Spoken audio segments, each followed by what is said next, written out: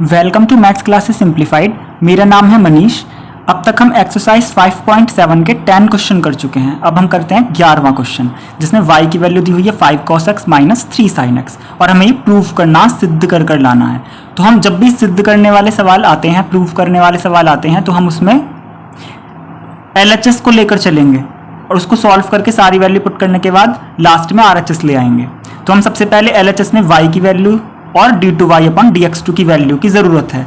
तो y की value तो हम यहाँ से ये रख सकते हैं, लेकिन d2y अपॉन dx2 हमें निकालना पड़ेगा। तो सबसे पहले हम अपने क्वेश्चन को लिखेंगे y is equal to 5 cos x minus 3 sin x। अब हम क्या करेंगे, dy बाई dx निकालेंगे। तो हम दोनों टर्म्स में लिखेंगे d अपॉन dx, LHS में भी और RHS में भी। तो अब क्या होगा, ये जो d अपॉन dx है इसकी मल्टीप्लाई दोनों टर्म्स में करेंगे। तो हम सबसे पहले cos x में करेंगे, तो 5 को हम बाहर ले सकते हैं क्योंकि कांस्टेंट है। तो हो जाएगा d upon dx cos x minus, इसी तरीके से 3 को बाहर ले लेंगे तो हो जाएगा d upon dx sin x। अब हम जानते हैं cos x का डिफरेंशिएशन होता है माइनस sin x और sin x का होता है cos x। तो हम यहाँ पर लिख देंगे cos x का differentiation minus sin x minus 3 और sin x का लिख देंगे cos x। ये माइनस बाहर आ जाएगा, तो इस तरीके से हमारा dy बाई dx निकल कर आया minus 5 sin x minus 3 cos x। तो dy बाई dx तो निकल चुका है, लेकिन हमें चाहिए d2y अपॉन dx2, यानी कि इसका अगेन डिफरेंशिएट करेंगे। तो हम लिखेंगे अगेन, पुनः डिफरेंशिएटिंग ऑन बोथ साइड्स, पुनः x के सापेक्ष अवकलन करने पर। तो ये तो हो जाएगा d2y अपॉन dx2। यहां फिर से हर टर्म के साथ d अपॉन dx आ जाएगा। तो हम सबसे पहले d अपॉन dx लिखेंगे और minus 5 sin x minus 3 cos x। अब क्या करेंगे, d अपॉन dx की यहाँ भी मल्टीप्लाई और यहाँ भी, तो माइनस 5 तो आ जाएगा बाहर। तो माइनस 5 बाहर आ गया क्योंकि कांस्टेंट है, तो d अपॉन dx बचा sin x। इसी तरीके से माइनस 3 बाहर आ जाएगा, तो d अपॉन dx लिखेंगे cos x। अब फिर से sin x का डिफरेंशिएशन करेंगे तो cos x हो जाएगा। तो minus 5 into cos x minus 3 और cos x का करेंगे तो हो जाएगा माइनस sin x। अब ये माइनस और माइनस हो जाएंगे प्लस, तो minus 5 cos x plus 3 sin x, ये हमारा निकल चुका है d2y अपॉन dx2। तो ये d2y अपॉन dx2 की वैल्यू निकल चुकी है और y की वैल्यू हमें पता ही है, क्वेश्चन में गिवन है। तो ये दोनों वैल्यू जब हम अपने क्वेश्चन के LHS में पुट करेंगे तो अपने आप RHS आ जाएगा। ध्यान रखना है, LHS में dy बाई dx की वैल्यू पुट नहीं करेंगे क्योंकि है ही नहीं dy बाई dx, सिर्फ d2y बाई dx2 और y है। तो अब हम लिख लेते हैं LHS। तो हमारा क्वेश्चन का LHS है d2y upon dx2 plus y।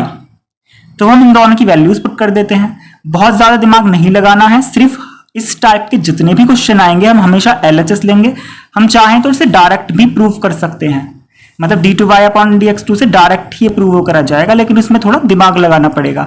लेकिन हम बिना दिमाग लगाए अपने क्वेश्चन को करेंगे, बस सिर्फ LHS लेंगे और उसमें वैल्यू पुट करेंगे। तो हमने LHS ले लिया d2y upon dx2 plus y, तो d2y अपॉन dx2 की ये वैल्यू पुट कर देंगे, तो हो जाएगा minus 5 cos x plus 3 sin x plus y की वैल्यू जो क्वेश्चन में गिवन है वो रखेंगे, तो 5 cos x minus 3 sin x।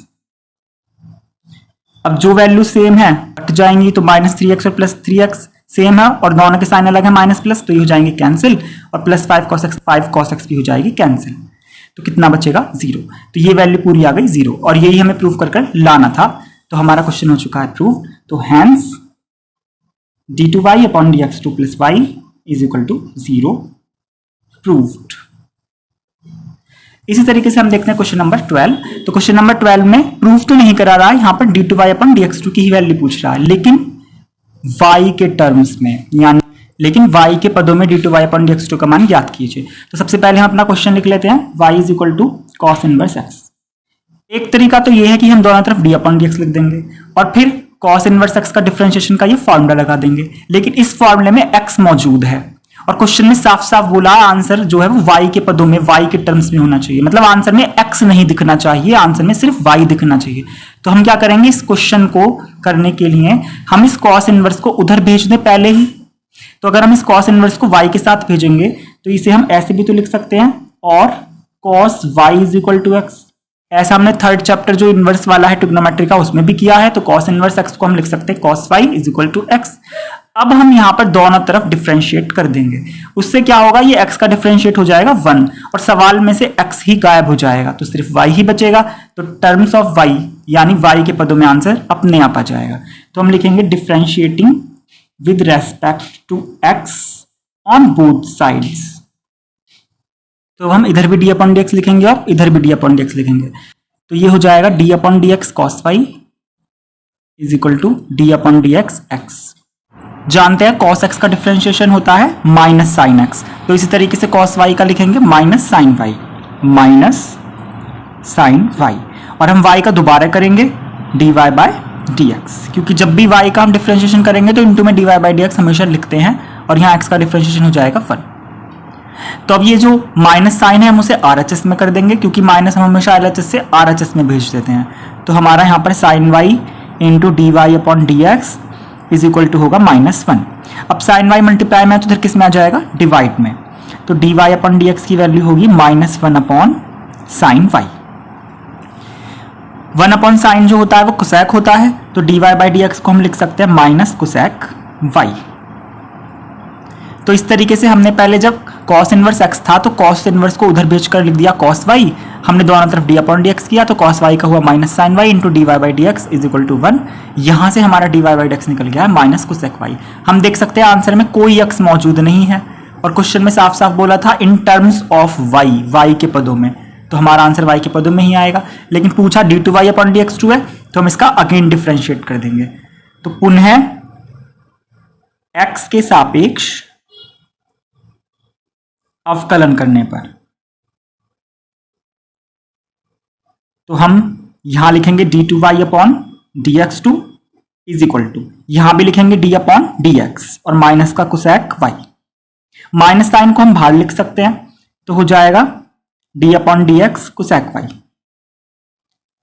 Cosec Y का बहुत कम यूज होता है कि क्वेश्चन में बहुत कम दिखाई देता है, तो वैसे कोसेक एक्स का होता है minus cosec X into cot X, तो ऐसे ही कोसेक वाई का हो जाएगा minus cosec Y into cot Y. तो हम इसे लिख देंगे, ये वाला जो हमारा माइनस था वो हमारा पहले निकल चुका है, ये वाला माइनस तो ये है, लेकिन हमारा कोसेक एक्स का फॉर्मूला होता है minus cosec X cot X, तो इसके फॉर्मूले में एक और माइनस आएगा और एक माइनस हमारा पहले से ही मौजूद है।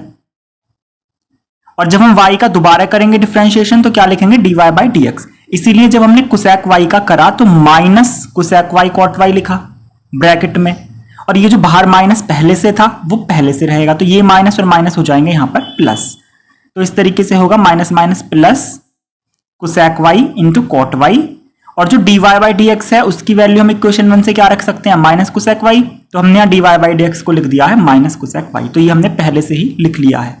तो इस तरीके से जो हमारा फाइनल आंसर आएगा वो आएगा D two Y upon D X two बराबर, ये प्लस और माइनस तो माइनस ही हो जाएंगे बाहर, कोसेक वाई और कोसेक वाई हो जाएगा कोसेक स्क्वायर वाई और इनटू में क्या रहेगा कॉट वाई, तो आंसर होगा माइनस का कॉट वाई और इनटू में कोसेक स्क्वायर वाई। तो ये हमारा निकल चुका है D two Y upon D X to.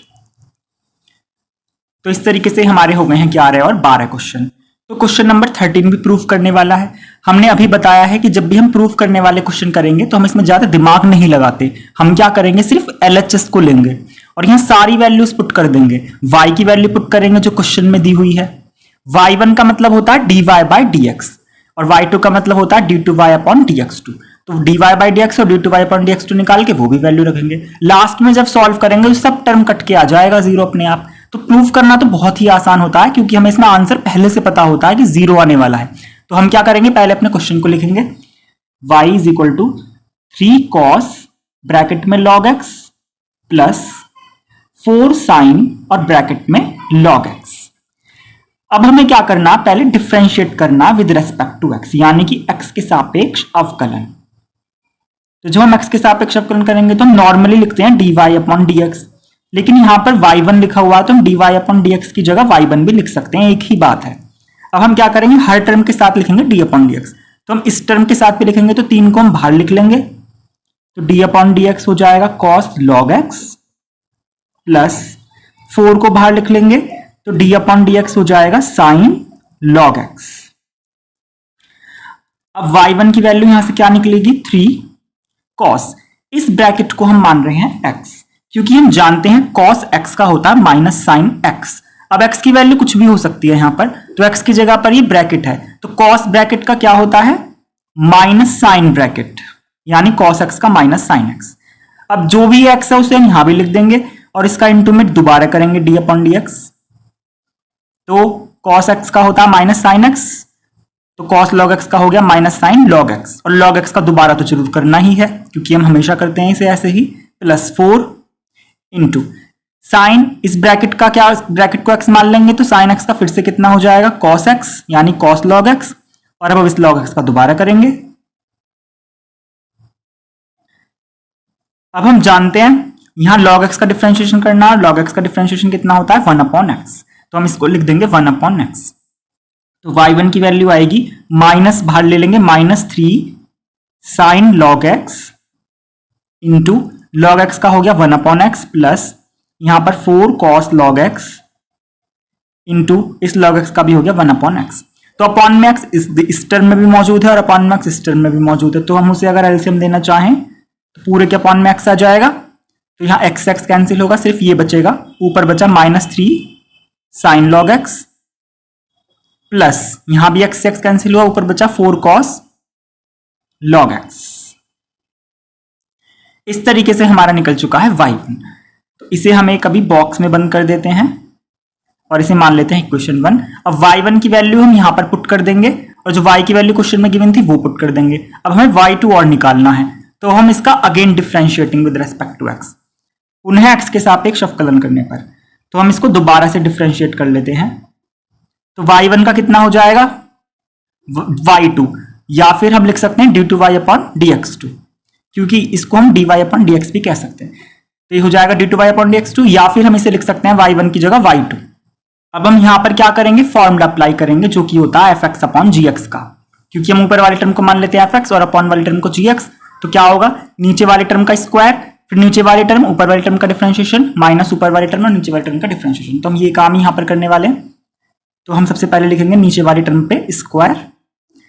अब सबसे पहले नीचे वाली टर्म लिखते हैं, ऊपर वाली टर्म का करेंगे डिफरेंशिएशन, तो डिफरेंशिएशन इन दोनों का होगा, तो हो जाएगा -3 sine log x plus 4 cos log x। ये पूरी ऊपर वाली टर्म का डिफरेंशिएशन होगा। फिर माइनस का साइन आता है, यहां पर आता है माइनस का साइन, फिर हम लिखेंगे fx यानी ऊपर वाली टर्म। अब हम इस पूरी टर्म को लिखेंगे तो होगा -3 साइन log x और प्लस में 4 cos log x, ये पूरी ऊपर वाली टर्म लिख दी। अब इनटू में जो d अपॉन dx करेंगे वो नीचे वाली टर्म यानी कि x का करेंगे, तो ये पूरी टर्म अपॉन में है। अब हमारे यहां से जो y2 आएगा वो कुछ इस तरीके से आएगा, तो x तो पहले ही रहेगा, इस d अपॉन dx की मल्टीप्लाई इसमें भी होगी और इसमें भी होगी, तो -3 तो आ जाएगा बाहर और d अपॉन dx आ जाएगा साइन log x के साथ, प्लस यहां पर 4 आ जाएगा बाहर और d अपॉन dx आ जाएगा cos log x के साथ। इधर हम अभी ऐसे ही लिख देते हैं ब्रैकेट के अंदर ही -3 साइन log x और प्लस 4 cos log x, और x का डिफरेंशिएशन इनटू में हो जाएगा 1 और अपॉन में क्या है x स्क्वायर। अभी हम इससे ये कैंसिल नहीं कर सकते क्योंकि ये x सिर्फ इसके मल्टीप्लाई में है, इसके मल्टीप्लाई में नहीं है। जब पूरे के कॉमन में होता x, जब दोनों टर्म्स में से कॉमन होता बाहर x, तब x से x कैंसिल होता, अभी नहीं कर सकते। तो y2 की वैल्यू कितनी आ गई, x तो अभी ऐसे ही रहेगा बाहर, -3, इस साइन इसको हम x मान लेते हैं, तो साइन x का कितना होता है cos x, तो हो जाएगा cos log x। अब हम log x का दोबारा करेंगे इनटू में, प्लस 4 cos x का कितना होता है माइनस साइन x, तो माइनस साइन x यानी log x। अब log x का दोबारा करेंगे तो होगा d upon dx log x। इस माइनस के हम दोनों में मल्टीप्लाई कर सकते हैं, तो माइनस माइनस हो जाएंगे यहां पर, प्लस 3 साइन log x और ये प्लस और माइनस हो जाएंगे -4 cos log x, -4 cos log x। बाकी तो इनटू में इधर 1 ही था और अपॉन में जो है x स्क्वायर वो भी ऐसे ही रहेगा। तो अब हमारे यहां से y2 आएगा, x अभी बाहर ही रहेगा, -3 cos log x into log x का कितना होता है 1 अपॉन x, ये प्लस और माइनस हम माइनस कर सकते हैं, यहां बचेगा 4 sine log x, 4 sine log x into log x का होगा 1 अपॉन x। बाकी अभी ये दोनों टर्म्स ऐसे ही रहेंगी, प्लस का 3 साइन log x और माइनस का 4 cos log x। और अपॉन में जो टर्म है अभी एक्स स्क्वायर वो ऐसे ही रहेगी। तो अब हमारा जो y2 है वो x अभी ऐसे ही रहेगा।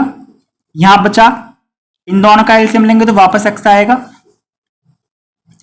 तो यहां x से x कैंसिल होगा तो बचेगा -3 cos log x ऊपर, -3 cos log x माइनस, यहां भी x x कैंसिल होगा तो बचेगा -4 sin log x। और ये जो प्लस में टर्म है वो ऐसे ही रहेगी, +3 sin log x और -4 cos log x, और अपॉन में जो एक्स स्क्वायर है वो भी अभी ऐसे ही रहेगा। ये वाला एक्स और ये वाला एक्स कैंसिल हो सकता है क्योंकि सिर्फ इतने के अपॉन में एक्स है, तो ये एक्स कैंसिल हो जाएगा। तो ऊपर ये 4 टर्म्स बची हैं और नीचे बचा है एक्स स्क्वायर, तो y2 की वैल्यू होगी -3 cos log x -4 sin log x +3 sin log x -4 cos log x, और जो अपॉन में एक्स स्क्वायर है वो ऐसे ही रहेगा। अब हम क्या देख रहे हैं, यहां पर -4 sin log x है और यहां पर प्लस का 3 sin log x है, क्योंकि लाइक टर्म्स हैं तो आपस में सॉल्व हो जाएंगी, तो माइनस प्लस क्या होंगे माइनस, तो 4 में से 3 माइनस करेंगे तो कितना आएगा 1, और साइन बड़ी डिजिट का तो आएगा माइनस का sin log x, तो हम लिख सकते हैं माइनस का sin log x। हमने पहले इन दोनों टर्म्स को सॉल्व करके यहां लिख दिया है। अब ये माइनस का 3 cos log x और माइनस का 4 cos log x ये भी लाइक टर्म्स हैं, तो -3 और -4 कितने होंगे -7, तो हो जाएगा -7 और cos log x।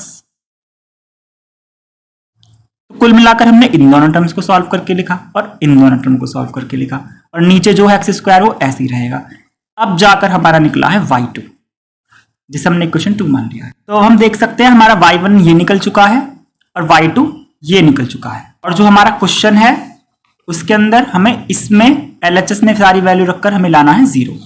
तो हम LHS लिख लेंगे। तो हमारा क्वेश्चन है LHS है x square y2 plus x y1 plus y, तो हम एक्स स्क्वायर की टर्म लिख लेते हैं ब्रैकेट में, y2 की वैल्यू हम ये पूरी लिखने वाले हैं जो y2 निकला है अभी, तो minus sine log x -7 cos log x upon x square plus फिर लिखेंगे x और फिर y1 की वैल्यू लिखेंगे। तो y1 की वैल्यू है हमारी ये वाली -3 sin log x +4 cos log x upon x, तो हम इसको लिख लेते हैं यहां पर, तो हो जाएगा -3। तो अब हम y1 की वैल्यू ये वाली लिख लेते हैं यहां पर, तो x तो बाहर आ गया, y1 की जगह लिखेंगे -3 sin log x +4 cos log x और अपॉन में क्या है x। तो हमने एक्स स्क्वायर लिखा, y2 की वैल्यू लिख दी, फिर प्लस में x लिखा, फिर y1 की वैल्यू लिख दी, प्लस में अब हम y की वैल्यू लिखेंगे। तो y की वैल्यू हम देख सकते हैं जो हमारा क्वेश्चन था वही है, y की वैल्यू ये पूरी हम यहां पर पुट कर देंगे, तो हो जाएगा 3 cos log x +4 sin log x। तो ये हमारी पूरी है y की वैल्यू, ये y1 के लिए y2 के, हम इसे कर लेते हैं सॉल्व। तो हम देख रहे हैं यहां पर भी एक्स स्क्वायर है, यहां पर भी एक्स स्क्वायर है, तो कैंसिल हो जाएंगे, यहां पर x तो कैंसिल हो जाएंगे। अब जितनी भी टर्म्स बची हैं उन्हें हम लिख लेंगे और सारी कैंसिल होने के बाद हो जाएंगे 0। तो ऊपर यहां बचेगा minus sign log x -7 cos log x -3 sin log x +4 cos log x, फिर लिखेंगे +3 cos log x +4 sin log x। अब हम देखते हैं ये प्लस का 4 sin log x है और ये माइनस का sin log x और माइनस का 3 sin log x और 4 sin log x, ये तीनों लाइक टर्म्स है, तो हम पहले ना एक साथ लिख लेते हैं। तो minus sine log x -3 sin log x और प्लस का 4 sin log x, तो सारे sin log x हमने एक साथ लिख लिए। फिर माइनस का 7 cos log x प्लस का 4 cos log x और प्लस का 3 cos log x। तो इस तरीके से हमने सारे sin x एक साथ लिख लिए, सारे cos log x एक साथ लिख लिए। अब हम देखते हैं ये माइनस का sin log x और माइनस का 3 sin log x हो जाएगा माइनस का 4 sin log x, और ये है प्लस का 4 sin log x। इधर ये 4 और 3 को ऐड करेंगे तो 7 हो जाएगा, और ये माइनस का 7 cos log x है, तो अभी हम इसे -7 cos log x ही रहने देते हैं, और ये प्लस का 4 और प्लस का 3 हो जाएंगे प्लस का 7 cos log x।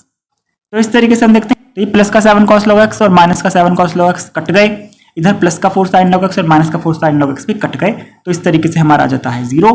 तो लिख सकते हैं हम हैंस जो हमारा क्वेश्चन था x² y2 plus x y1 plus y is equal to 0 वो हो चुका है प्रूव्ड।